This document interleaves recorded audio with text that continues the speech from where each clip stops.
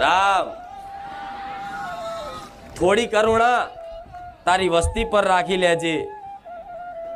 તમારી માતાને બે હાથ જોડીને હું વિનંતી કરું છું. કેમ? ભલું કરશે તમારી માં કરશે.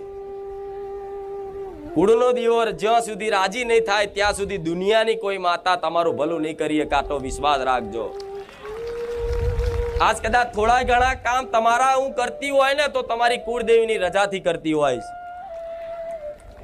તમારી માતાના એક ભલામણથી કરતી હોય, તમારા વતી થોડા એને વિનંતી કરી અને તમારા કામ કરતી હોય. અને જો તમારી કુળની માતા એમ કે હા મારી વસ્તીનું આ કામ કરજે, ત્યારે મારા જેવી મેલડી કામ કરે, નકર હુંય બેકાર. તમારા કુળના દીવા આગળ હુંય બેકાર.